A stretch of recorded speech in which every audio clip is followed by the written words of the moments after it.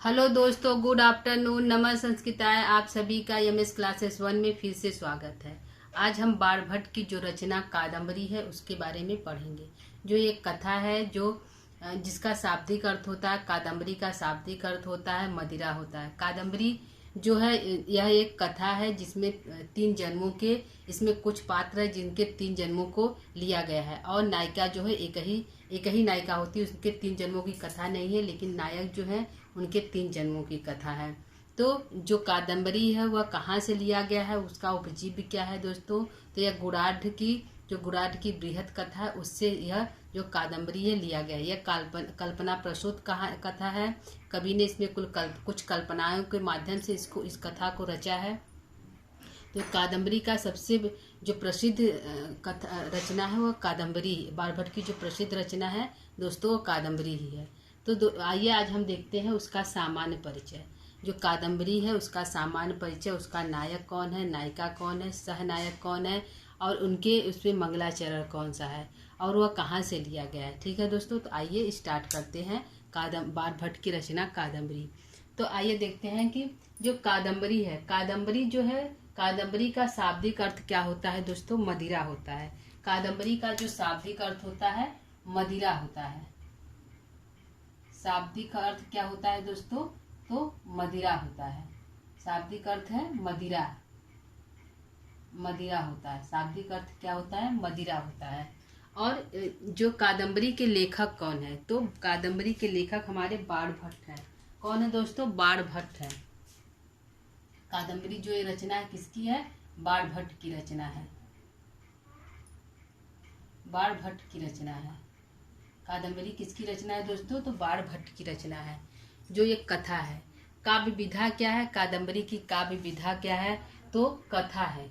क्या है दोस्तों? यह नाटक नहीं है, महाकाव्य नहीं है, कथा है। यह कथा, इसकी जो काव्य विधा है कथा है, कहानी कथा है। ठीक है। इसके 2 खंड है, पूर्वार्ध और उत्तरार्ध। इसको 2 भागों में बांटा गया है।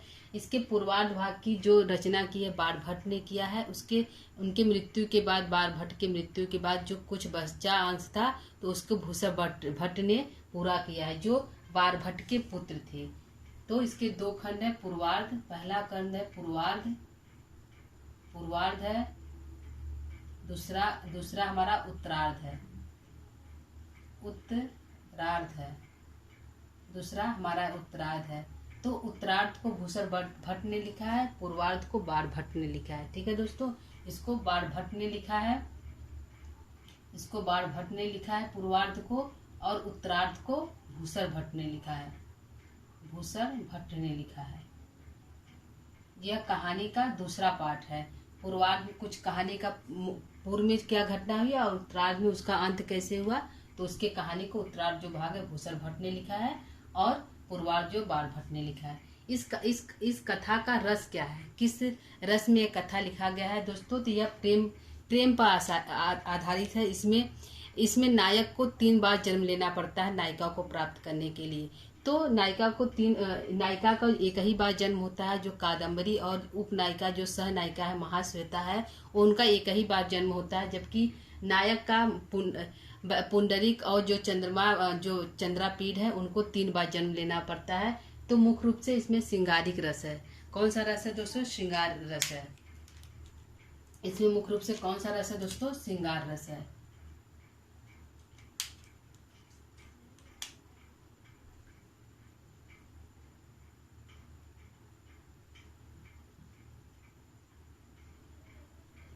श्रृंगार रस है। इसमें मुख्य रूप से कौन सा रस है?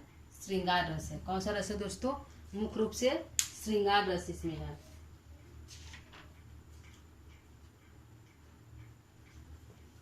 श्रृंगार उपजीव्य कहाँ से लिया गया? यह जो है कादम्बरी है कहाँ से लिया गया? तो गुड़ाढ़ की बृहद कथा से लिया गया है। कहाँ से लिया गया दोस्तों? तो गुड़ाढ़ की बृहद कथा से।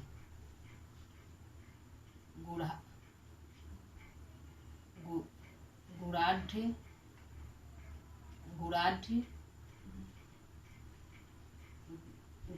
के बृहद कथा से लिया गया है।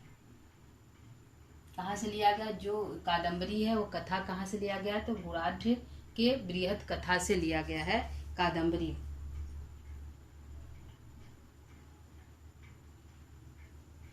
और जो नायक इनके है, जो कादम्बरी के नायक है चंद्रापीड है। इसके नायक कौन है? चंद्रापीड है। चंद्रापीड है। कादम्बरी के नायक कौन है? तो चंद्रापीड है। नायिका कौन है? कादम्बरी है। कादम्बरी के नाम पर ही इस जो कहानी है, कथा है, इसका नाम रखा गया है। तो कादम्बरी के नाम पर ही जो रचना है बाणभट्ट का रखा गया है। तो कादम्बरी इसकी नायिका है। कादम्बरी जो है नायिका है।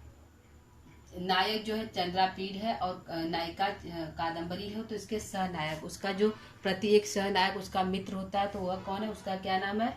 तो उसका नाम है वैशंपायन। क्या नाम है दोस्तों? वैशंपायन।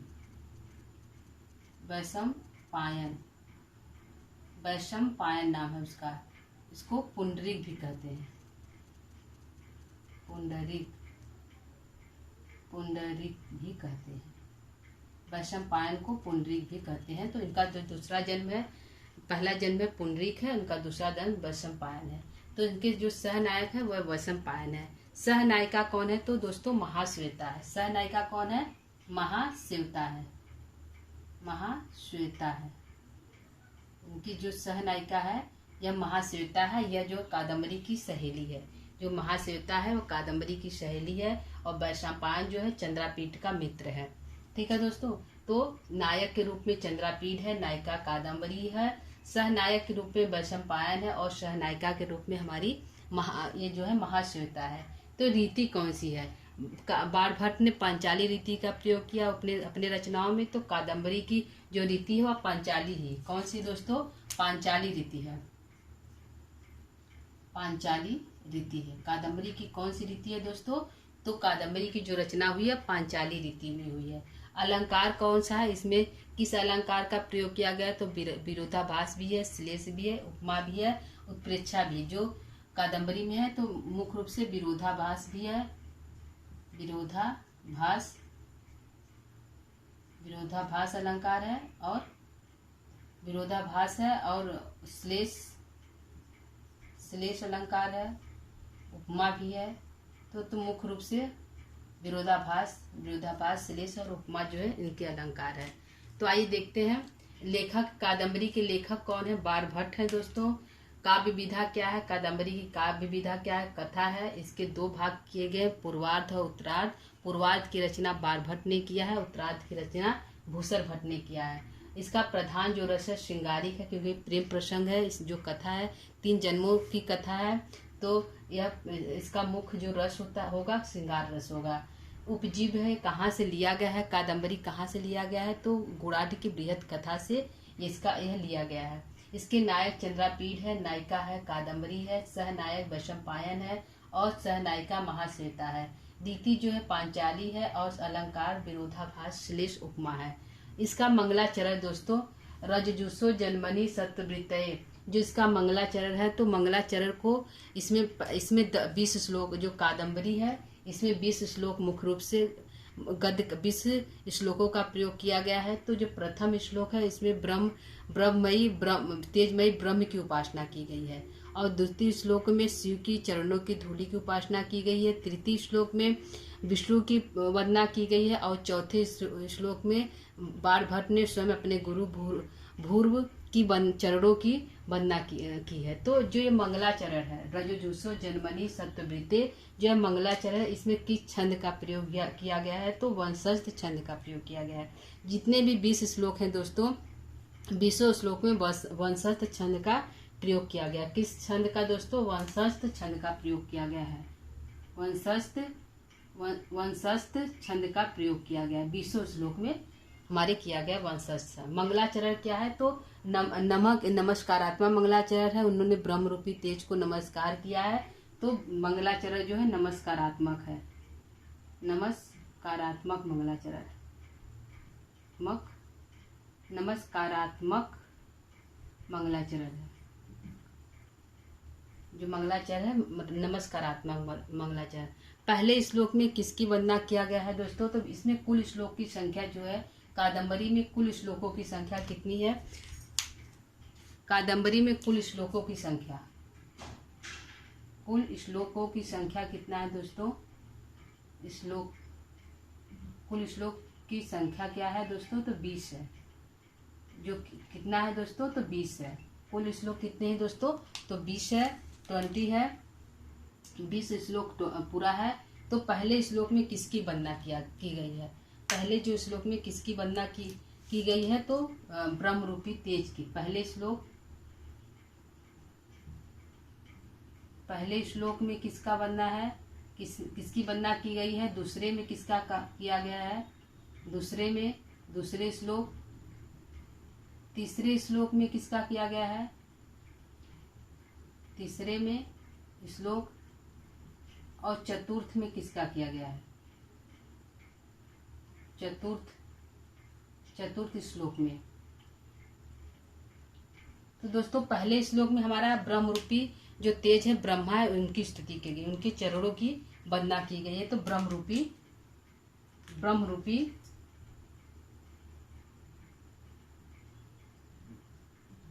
ब्रह्म की स्तुति की गई है, ब्रह्म की वंदना की गई है।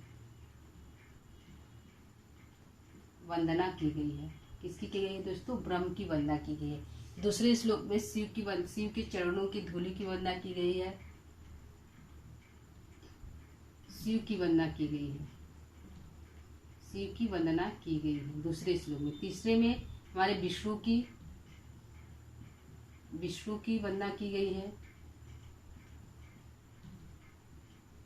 वंदना की गई है।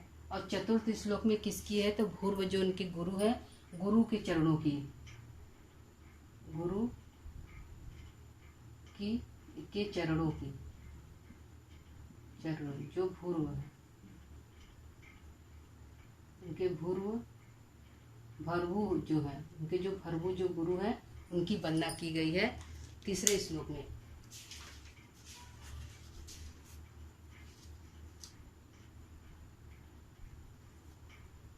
भर्वु जो उनके गुरु है, उनकी वंदना की गई है चतुर्थ श्लोक में। ठीक है दोस्तों, तो यह हमारा जो मंगलाचरण है, इसमें मुख्य रूप से जो 4 श्लोक है जो परीक्षा की दृष्टि से पूछा जाता है कि पहले श्लोक में किसकी वंदना की गई है? तो ब्रह्म की वंदना की गई है। दूसरे श्लोक में शिव की वंदना की गई है। तीसरे श्लोक में विष्णु की वंदना की गई है।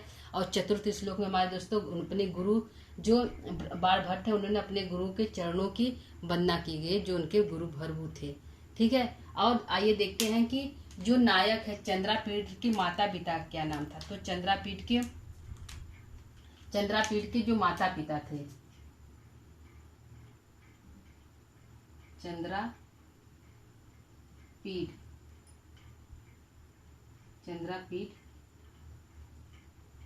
के पिता का नाम, माता का नाम। चंद्रापीठ के पिता और माता क्या नाम था? तो पिता का नाम तारापीठ था। चंद्रापीठ के पिता का नाम तारापीठ है दोस्तों। क्या नाम है? तारापीठ है।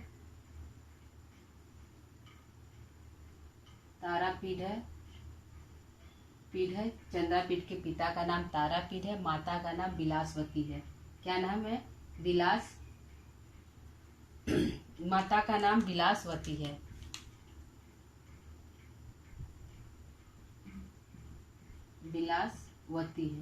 चंद्रापीठ के पिता का नाम तारापीठ और माता का नाम विलासवती है। और जो वैशंपायन है, उसकी माता का क्या नाम था? वैशंपायन के माता पिता क्या नाम था? पिता का नाम, माता का नाम क्या था? तो पिता का नाम सुकनास है और माता का नाम मनोरमा है। वैशंपायन के पिता का नाम सुकनास है और माता का नाम मनोरमा है। हमारा मनोरमा है, माता का नाम मनोरमा है और पिता का नाम शुकनास है। हमारी जो कादम्बरी है उसके माता पिता, चंद्रापीठ के पिता का नाम तारापीठ, माता का नाम विलासवती है और वैशंपायन के पिता का नाम सुकनास है और माता का नाम मनोरमा है। आइए देखते हैं कादम्बरी के माता पिता क्या नाम है। कादम्बरी के माता पिता क्या नाम है? पिता का नाम और माता का नाम। माता का नाम और पिता का नाम क्या है? तो माता का नाम मदिरा है दोस्तों, और पिता का नाम चित्ररथ है। माता का नाम मदिरा है, पिता का नाम चित्ररथ है। चित्ररथ है, चित्ररथ है पिता का नाम, और माता का नाम मदिरा है। मदिरा है, माता का नाम क्या है दोस्तों? मदिरा है, और पिता का नाम हमारा चित्ररथ है। क्या है दोस्तों? चित्ररथ है। पिता का नाम हमारा चित्ररथ है, और माता का नाम हमारा मदिरा है। चंद्रापीठ और वैशंपायन कादम्बरी। आइए देखते हैं महाश्वेता की माता क्या नाम है। ठीक है दोस्तों, यह हमारा हो गया जो कादम्बरी का सामान्य परिचय। तो इसको एक बार रिपीट कर लेते हैं। लेखक, कादम्बरी की लेखक बाणभट्ट है। काव्य विधा कथा है। इसके 2 खंड है, पूर्वार्ध और उत्तरार्ध। प्रधान रस श्रृंगार है। कहाँ से लिया गया है? तो गुणार्ध के वेद कथा से लिया गया है। नायक चंद्रापीठ है, नायिका कादम्बरी है। सहनायक वैशंपायन पुंडरीक है, और सहनायिका महाश्वेता है। रीति जो पांचाली रीति है। इसमें अलंकार का विरोधाभास अलंकार है। मंगलाचरो रजो जुस्सो जन्मनी सत्ववृत्तय है। तो इसमें किस छंद का प्रयोग किया गया है दोस्तों? तो वंशस्थ छंद का प्रयोग किया गया है। नमस्कारात्मक मंगलाचरण है, और कुल श्लोकों की संख्या 20 है।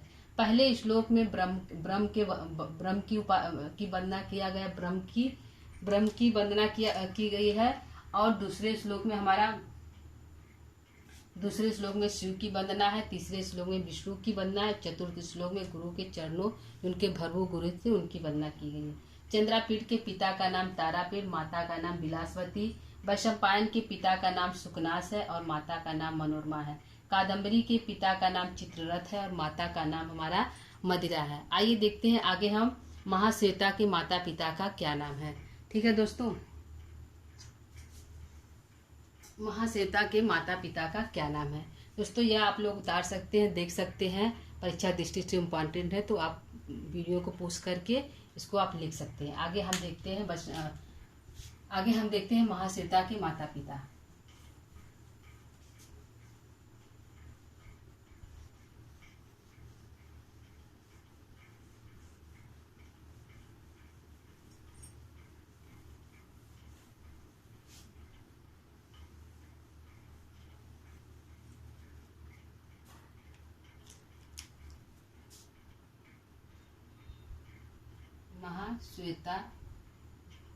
महाश्वेता है उसकी माता पिता। पिता क्या नाम है और माता क्या नाम है, और माता का क्या नाम है? पिता क्या नाम है और माता क्या नाम है? तो पिता का नाम